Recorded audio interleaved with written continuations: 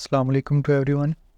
तो आज हमारा जो टॉपिक होने वाला है वो होगा कोर्स सिलेक्शन के बारे में कि आप किस तरह अपने जो सब्जेक्ट्स हैं उनकी सिलेक्शन कर सकते हैं।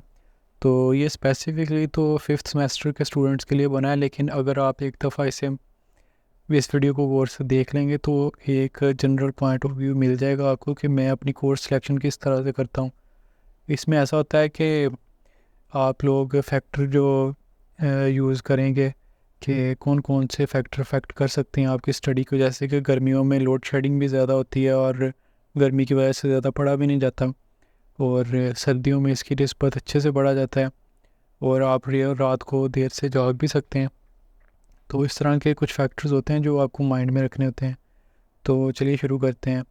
इस दफ़ा जो हमारे फिफ्थ सेमेस्टर के सब्जेक्ट्स हैं उनमें CS 205, 402, 502, MCM 301, मैथ 401 और स्टैट की 301 है। अब ये जो पहले वाले सारे सब्जेक्ट्स हैं ये फिफ्थ सेमेस्टर में इंक्लूडेड है, और ये जो नीचे वाले हैं ये सिक्स सेमेस्टर में इंक्लूडेड है। लेकिन वर्चुअल यूनिवर्सिटी हमें ये अलाउ करती है कि हम फिफ्थ सेमेस्टर और सिक्स सेमेस्टर के जो सब्जेक्ट हैं उनको आपस में स्वैप कर सकते हैं। यानी अगर आप चाहते हैं कि कोई फिफ्थ सेमेस्टर का सब्जेक्ट मैं फिफ्थ सेमेस्टर में ना पढ़ूँ, वो अगले सेमेस्टर में रख लूँ क्योंकि इस दफ़ा मुझे ज़्यादा परेशानी हो रही है, तो मैं ऐसा ही करूँगा। मैं सिक्स सेमेस्टर का एक चूज़ कर लूँगा और फाइव सेमेस्टर वाले में से एक छोड़ दूँगा।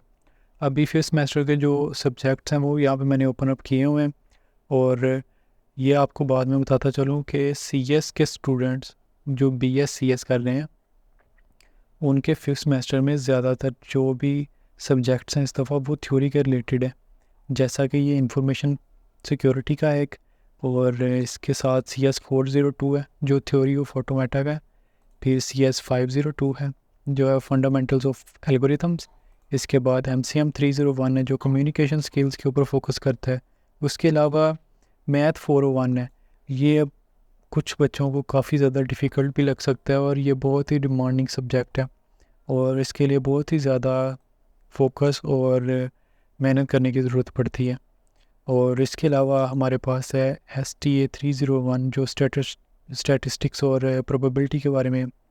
तो मेरे ख्याल से मैथ के अलावा सारे बाकी भी जितने भी सब्जेक्ट्स हैं वो ज़्यादातर जो हैं वो थ्योरी के ऊपर फोकस करते हैं। तो मेरे ख्याल से अभी इनमें से मैं सभी को चूज़ करूँगा, जैसा कि CS 205 को भी, 402 को भी, 502 को भी, और नहीं 502 को मैं इस दफ़ा नहीं करूँगा।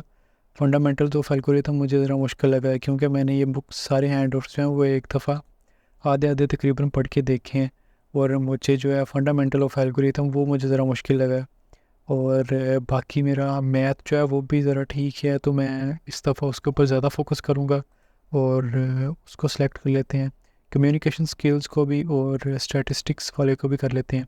अब जो सिक्स सेमेस्टर के नीचे वाले सब्जेक्ट हैं उनमें हमारे पास चॉइस है कि हम front end web development, routing, computer graphics और सॉफ्टवेयर इंजीनियरिंग टू में से कोई एक सब्जेक्ट सेलेक्ट कर सकते हैं।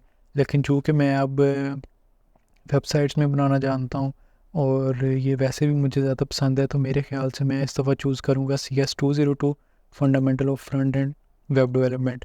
अब मेरे पास ये बाकी है फंडामेंटल ऑफ एल्गोरिथम, ये मैं अब नेक्स्ट सेमेस्टर में ले जाऊँगा, और ये जो मैंने अब 3 क्रेडिट आर चूज़ कर लिए हैं ये उससे रिप्लेस हो जाएंगे। अभी हम काउंट करते हैं तो 3, 6, 9, 12, 15 एंड 18, ये मेरे 18 क्रेडिट आवर की लिमिट पूरी हो चुकी है।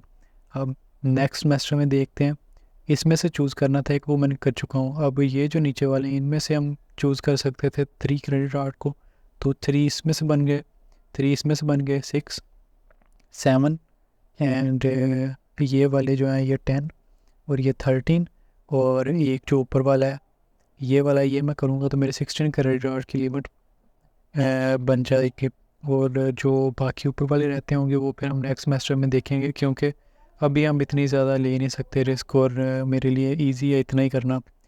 तो दैट्स ऑल, यही आपको बताना था कि इस तरह आप रख सकते हैं। और ये बात स्पेशली माइंड में रखा करें कि गर्मियों और सर्दियों में पढ़ने में बहुत ज़्यादा फ़र्क होता है, दिन की ड्यूरेशन का और वेदर का और ये वो। और मैं तो इसके अलावा एक लैब पे भी काम करता हूँ, तो मेरे लिए टाइम मैनेजमेंट मेरे हिसाब से इस तरह आप लोग अपने पेपर को मैनेज कर सकते हैं अच्छे तरीके से, और आपका एक अच्छा जीपीयू बनता है। तो अभी तक के लिए इतना ही, फिर आपको मिलेंगे नेक्स्ट वीडियो में। अल्लाह हाफिज़।